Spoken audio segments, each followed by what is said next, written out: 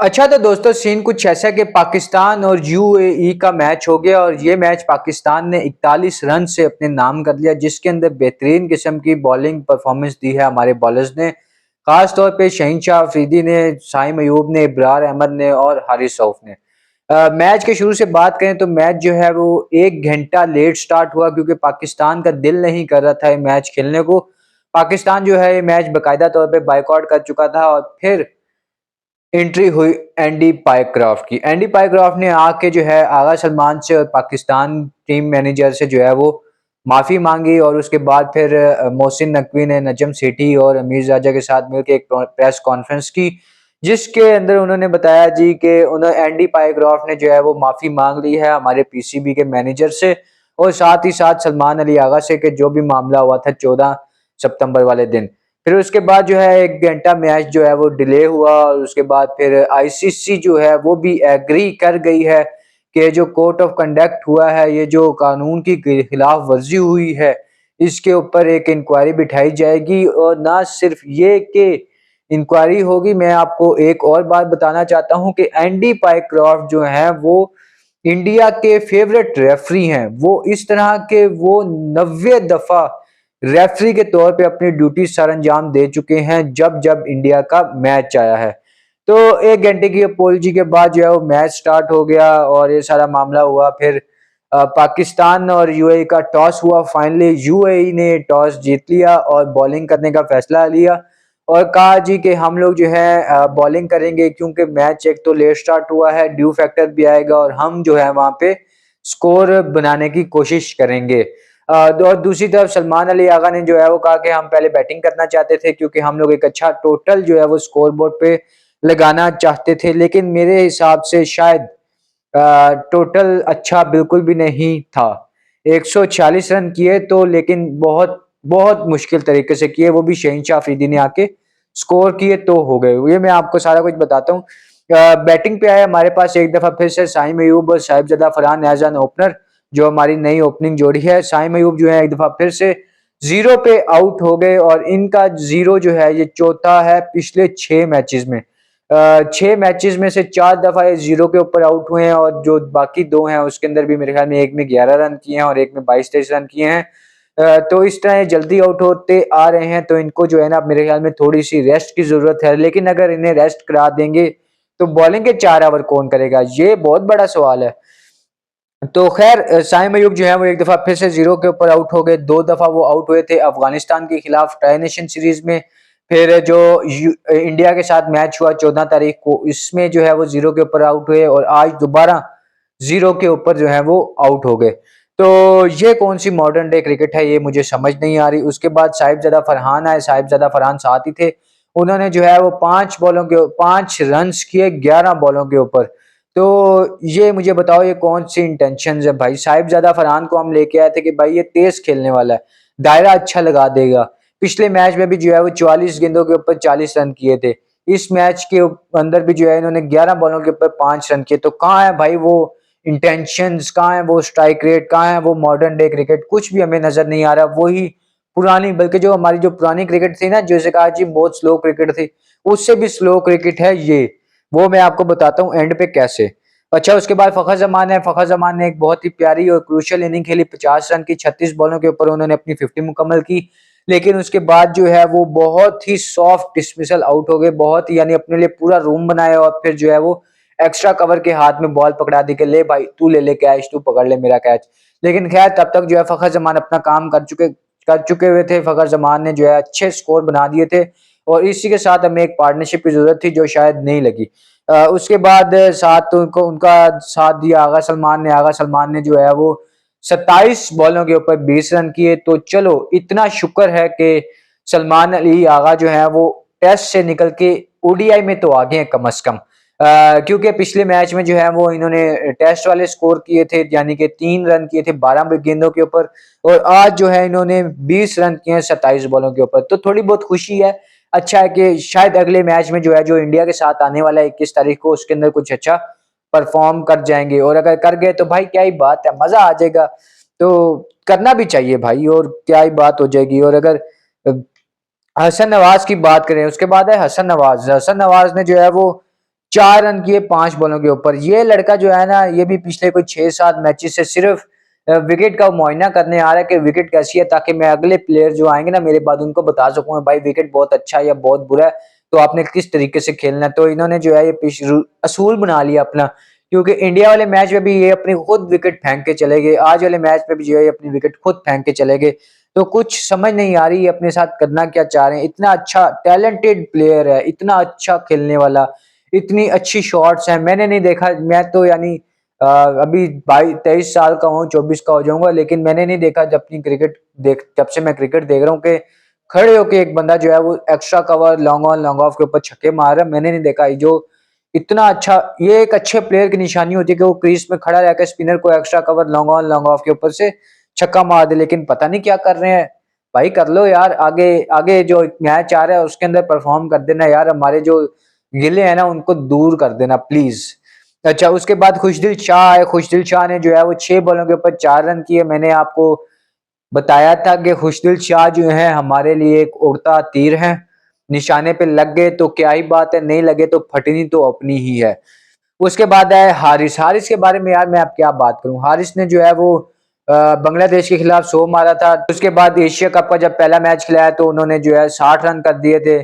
फिर उसके बाद एक मैच में नहीं चले, फिर नीचे 7वें नंबर पे भेज दिए। यार कंसिस्टेंसी नहीं है। फिर आप कहते हो जी वो एक अच्छा करेक्टर है, उसके बारे में ऐसा, तो आप उसे मौका तो दो यार। आज भी उसने जो है वो कुछ अच्छी शॉट्स मारी थी, खास करके वो जो दो चौके मारे लगातार हैदर को, वो काफी अच्छे शॉट्स थे। लेकिन ये है कि उसको जो है वो जगह जगह पे नहीं खिला रहे, उसको कभी 5वें नंबर पे भेज रहे हो, कभी दूसरे नंबर पे भेज रहे हो, कभी 7वें नंबर पे भेज रहे हो।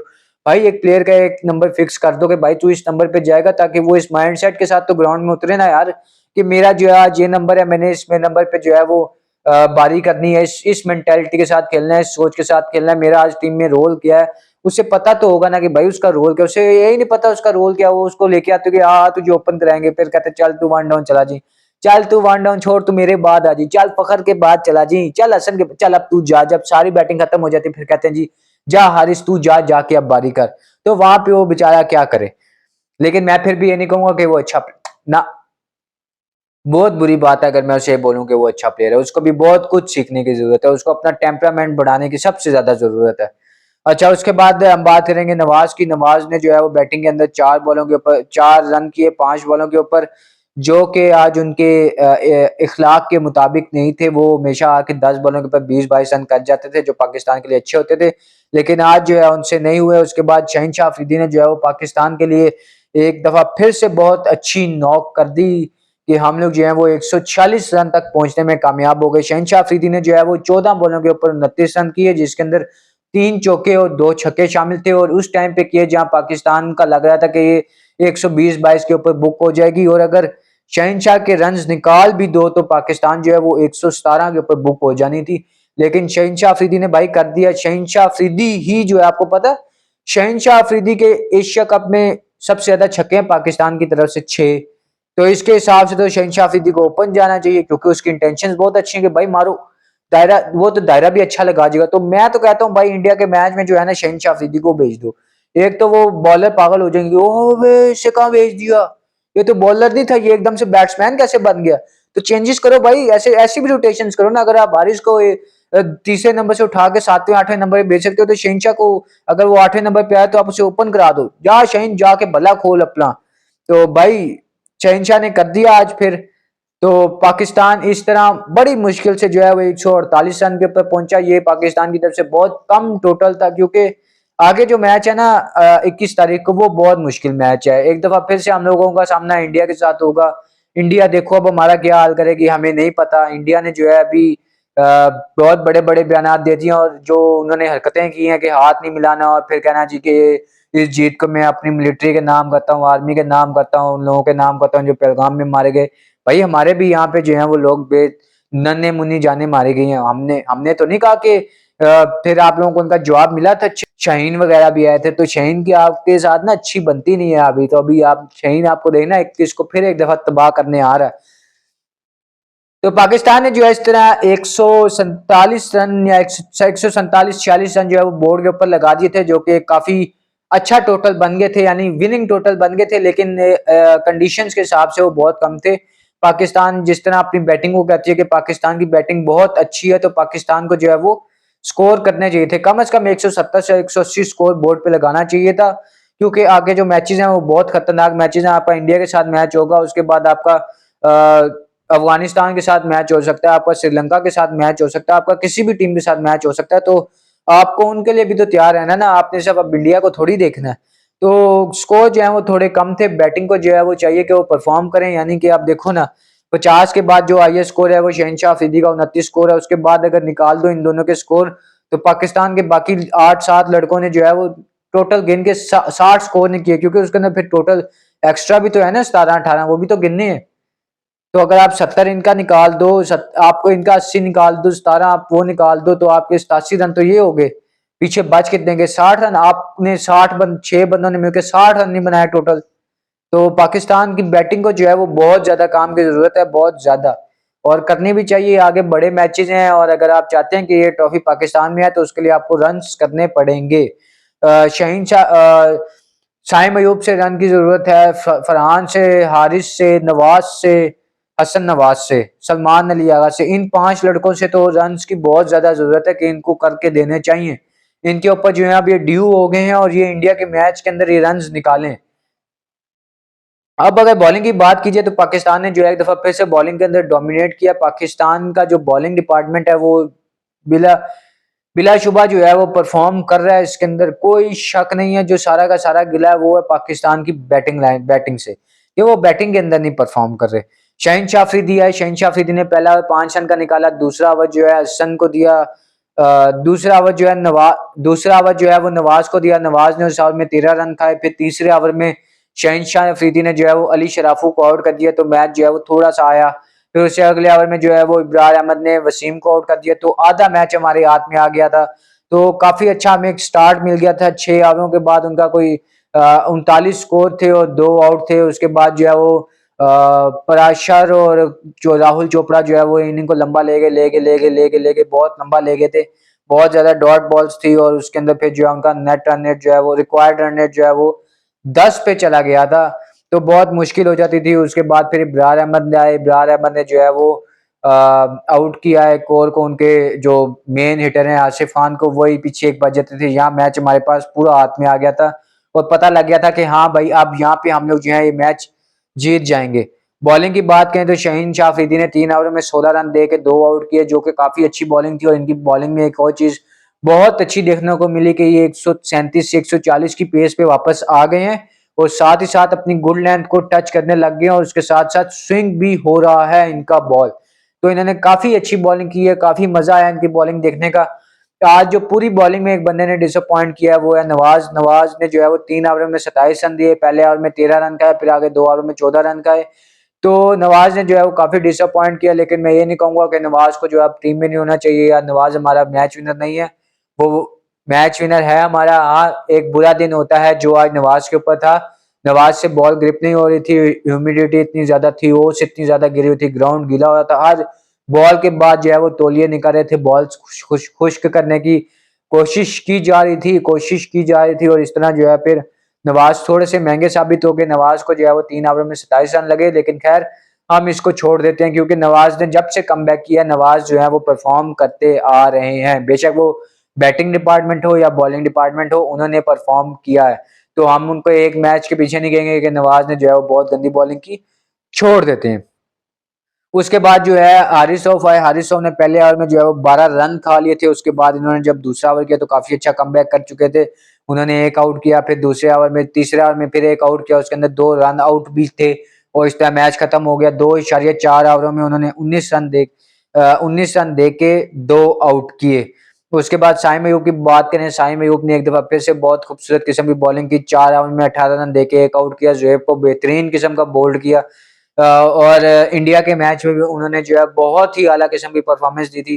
उन्होंने जो है तीनों के तीनों बैट्समैन को आउट किया था। इंडिया के प्रिंस को, जिसका भी नाम बोलेगा इंडिया के अंदर, उसको लटका के आउट किया। इतना लटका के, इतना खूबसूरत बॉल था। उसके बाद उसने अभिषेक शर्मा को जो है वो एक छक्का खाया, फिर उसने खींची हुई बॉल का दिया, निकल कर उसने सामने खड़ी कर दी, उसमें जो है उसने आउट कर दिया। उसके बाद तिलक वर्मा को जितना प्यारा उसने बॉल किया, तिलक वर्मा का मुंह खुला का खुला रह गया। कि ये आई कहाँ से और गई कहाँ को। उसके जहाँ गई थी उसका मुंह खुला का खुला रह गया था। लेकिन कुछ जर्नलिस्ट ने जो है उसके ऊपर बात कीजिए कि शाहिम अयूब के ऊपर बात कीजिए कि शाहिम अयूब को ओवर नहीं देना चाहिए था। इसके ऊपर ठहर जो, रुको जरा, इसके ऊपर हम एशिया कप के बाद बात करेंगे खुले तरीके से।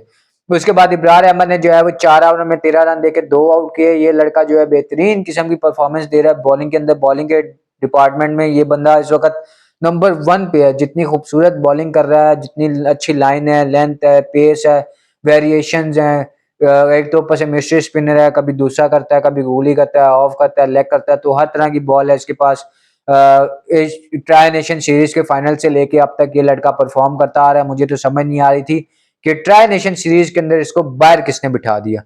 तो उसके बाद आगा सलमान है। आगा सलमान ने जो है 1 ओवर में 9 रन देके 1 आउट किया। पाकिस्तान ने मैच अपने नाम कर लिया। आज के जो प्लेयर ऑफ द मैच थे वो no doubt none other than Shahanshah Afridi थे, जिन्होंने बेहतरीन किस्म की 29 रन की बारी खेली और उसके बाद जो है वो 3 ओवर में 16 रन देके 2 आउट किए। अच्छा, अब हमारा 21 तारीख को मैच है इंडिया के साथ। इंडिया ने जारी बात है अब हमें हल्का नहीं लेके इंडिया और हमारे क्लैशेज जो है अब ज्यादा तगड़े हो गए हैं। हमारे अंदर जो है वो गुस्सा भरा हुआ है एक दूसरे के लिए। जो ग्राउंड के अंदर उन्होंने हरकत की थी उसको लेके तो बहुत ज्यादा गुस्सा है ना हमारे अंदर, कि हाथ ना मिलाना, फिर वो पॉलिटिक्स को बीच में लेके आना। स्पोर्ट्स एक अलग चीज है यार, स्पोर्ट्स को अलग रखो। सारी दुनिया ने स्पोर्ट्स को अलग रखा हुआ है, किस किस की आपस में लड़ाई नहीं हुई, लेकिन स्पोर्ट्स को उन्होंने अलग रखा हुआ है। बांग्लादेश हमसे अलग हो गया, हम लोग बांग्लादेशियों को भाई भाइयों की तरह मिलते हैं कि यार तू साड़ा भरा है।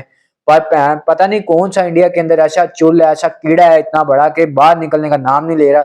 बहुत ज्यादा देशभक्ति आती है लगता है मुझे इन्हें, पता नहीं क्या कर रहे हैं। खैर, मैं तो आज आज से 14 तारीख से पहले इंडिया का बहुत बड़ा फैन था एज अ क्रिकेटर के भाई। सूर्य कुमार यादव का मैं बहुत बड़ा फैन था, हार्दिक पांड्या का बहुत बड़ा फैन था। और उसके बाद अगर कोहली की बात की जाए, मेरा जो ये होता है ना मोबाइल का लॉक स्क्रीन, इसके ऊपर विराट कोहली की तस्वीर लगी हुई थी। मेरी इंस्टाग्राम की डीपी भी अभी तक विराट कोहली की तस्वीर लगी हुई है। मैं पाकिस्तानी होके इंडिया की क्रिकेट को सपोर्ट करता हूँ, उनको देखता हूँ, उनको देखना पसंद करता हूँ। लेकिन पता नहीं है जब ले आते हैं ना, मैं आज लाजमी तौर पे जो है वो चेंज करूंगा। कोहली को हटा के मैं बाबर आजम लगाऊंगा अब। तो पाकिस्तान जो है मैच जीत गया और अब जो है ना इंडिया को हराना है। इंडिया को हराना है, अपनी इज्जत बहाल करानी है। इंडिया को उनका मुंह दिखाना है, उनका असली रूप दिखाना है कि वो है क्या, शीशा दिखाना है। तो बस मिलते हैं आपसे इंशाल्लाह कल, तब तक के लिए इजाजत दीजिए। अल्लाह हाफिज।